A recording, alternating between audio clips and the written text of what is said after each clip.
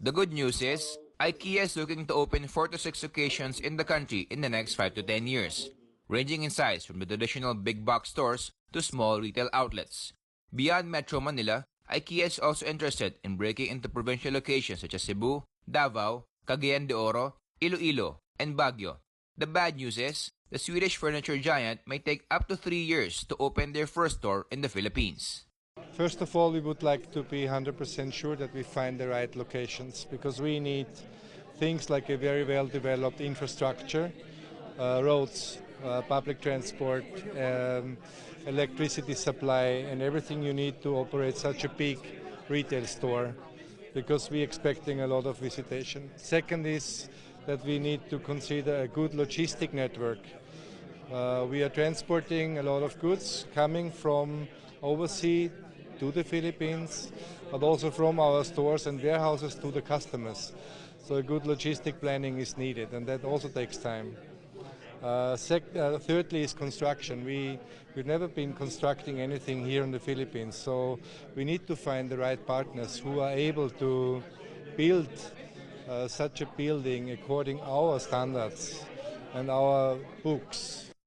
It may well be worth the wait. For their first store in Metro Manila, IKEA is planning for it to be even larger than their Seoul location, which, is just the biggest in the world.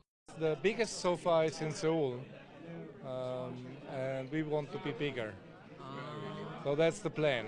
Growth is everywhere in the Philippines. It's a fantastic future. It's going to be a prosperous country soon.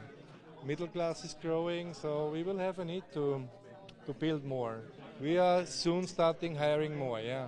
In total, I would say for the first store, it's going to be around 500 direct employees.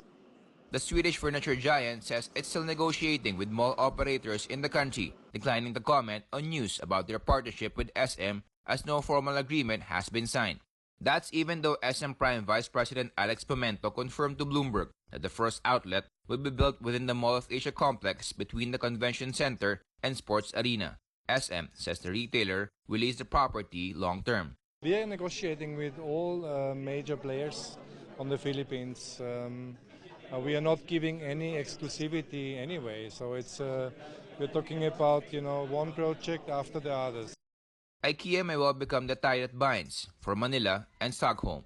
More than a year after reopening its embassy in the country, Sweden has set up the Philippines-Sweden Business Council, which will work with the Philippine Chamber of Commerce and Industry to boost bilateral trade.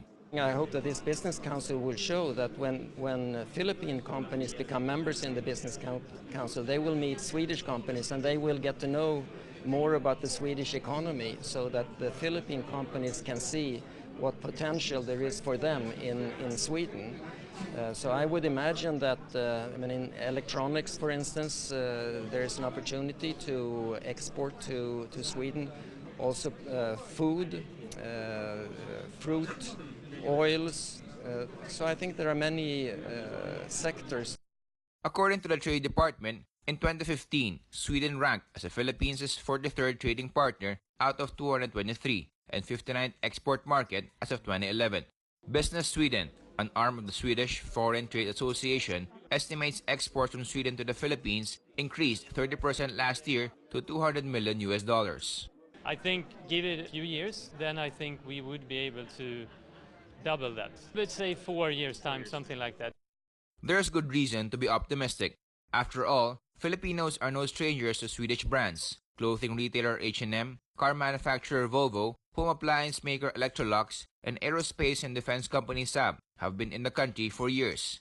And of course, there's that simple fact that IKEA has been one of the most highly anticipated foreign brand arrivals in recent years. An opening date hasn't even been announced, but it's safe to say Filipinos' love affair with Scandinavian design has begun. Bim Santos, Bloomberg TV, Philippines.